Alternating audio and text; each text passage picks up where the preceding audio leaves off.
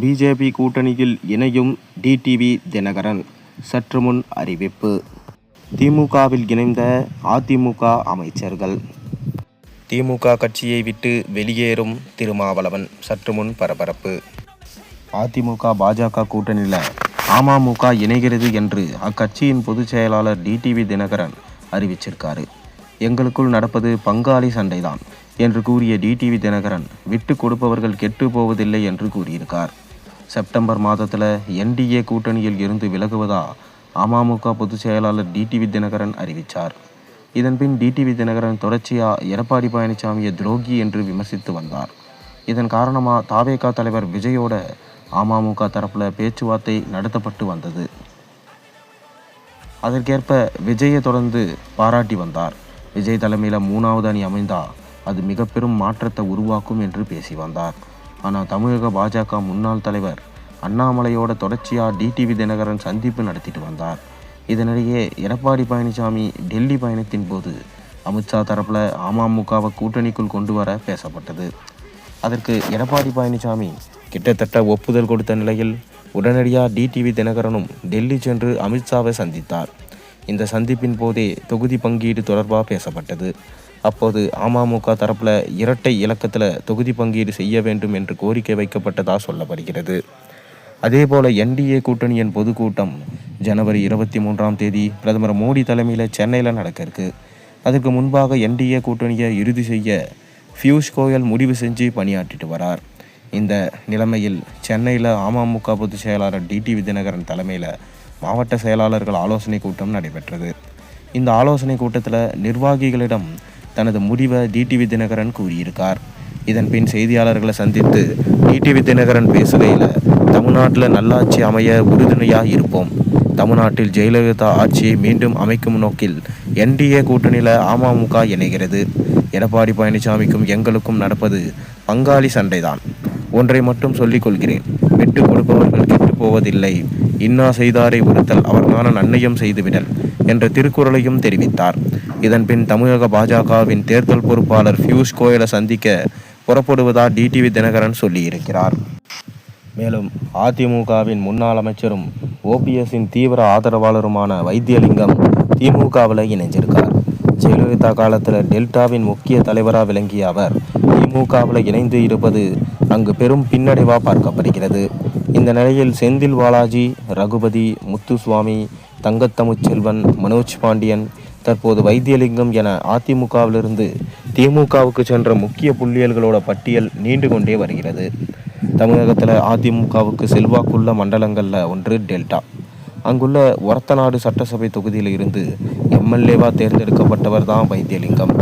ஜெயலலிதா இருந்தபோது முக்கிய பதவிகளை வகித்தார்.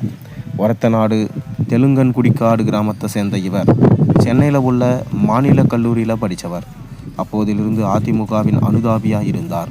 தொடர்ந்து சசிகலா உள்ளிட்டோரின் ஆதரவால் அதிமுகவின் வளர தொடங்கிய அவர் எம்எல்ஏ, அமைச்சர், மாநிலங்களவை எம்பி என பதவிகளை பெற்றார். அதிமுகவில் மாவட்ட செயலாளர், துணை ஒருங்கிணைப்பாளர் பதவி என பல பதவிகளை வகிச்சிருக்கார். 2011 முதல் 2016 வரை தமிழ்நாடு அரசின் தொழில்துறை அமைச்சராகவும், வனம் மற்றும் சுற்றுச்சூழல் துறை, வீட்டு வசதி மற்றும் ஊரக வீட்டு வசதி துறை அமைச்சராக பணியாற்றியவர்.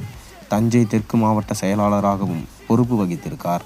2016 முதல் 2021 வரை மாநிலங்களவை உறுப்பினராக இருந்தவர். 2021 சட்டமன்ற தேர்தலில் ஒரத்தநாடு எம்எல்ஏவாக தேர்ந்தெடுக்கப்பட்டதால் அந்த பதவியை ராஜினாமா செய்தார். ஓபிஎஸ்ஸின் தீவிர ஆதரவாளராக விளங்கி வந்த அவர் கட்சி மீண்டும் சேர்ந்தபோது ஓரம் கட்டப்பட்டார்.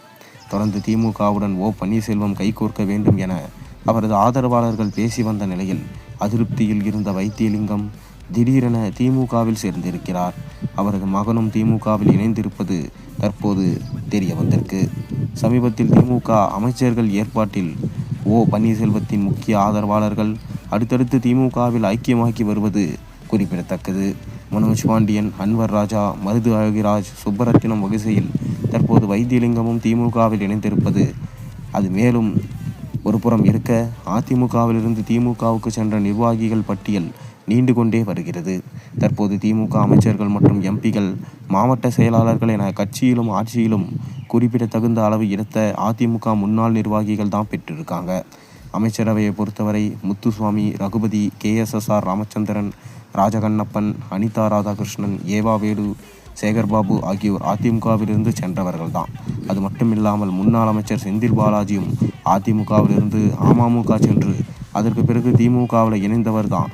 அது மட்டுமில்லாமல் குறிப்பிடத்தகுந்த தலைவர்களா அதிமுகவின் முதல் எம்பியான மாயத்தேவர் தொடங்கி விளாத்திகுளம் மார்க்கண்டேயன், கோவை முன்னாள் mayor Ganapathy Rajkumar, Natarajan, Theni MP Thangatamilselvan, SM Udhayakumar, Govindarajan, PK Muthuswamy, K Manohar, Kuppuswamy, Senthilkumar என கந்தசாமி, வேலுசாமி, பரமசிவம் என பட்டியல் நீண்டு கொண்டே போகிறது.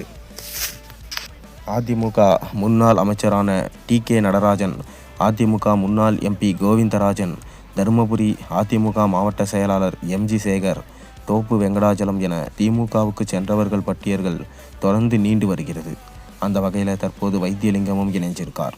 2016ஆம் ஆண்டில் ஜெயலலிதாவின் மறைவுக்கு பிறகும் 2019 நாடாளுமன்ற தோல்வி, 2021 சட்டமன்ற தோல்விக்கு பிறகும் பெரும்பாலான அதிமுக நிர்வாகிகள், முன்னாள் அமைச்சர்கள், மாவட்ட செயலாளர்கள் திமுக தரப்பில் தஞ்சம் புகுந்திருப்பது தற்போது அதிர்ச்சியை ஏற்படுத்தியுள்ளது. மேலும் திமுக, காங்கிரஸ் இரண்டு கட்சிகளுக்கிடையே பெரும் சண்டை நடந்து வருவதாகவும், இதனால் திமுக கட்சியிலிருந்து காங்கிரஸ் கட்சி வெளியேறப் போவதாக தற்போது தகவல்கள் வெளிவந்திருக்கிறது. அதைத் தொடர்ந்து தற்போது புதிய தகவலாக VCK கட்சி திருமாவளவனும் தற்போது கட்சியிலிருந்து வெளியேறப் போவதாகவும் தகவல்கள் வந்த வண்ணம் உள்ளன.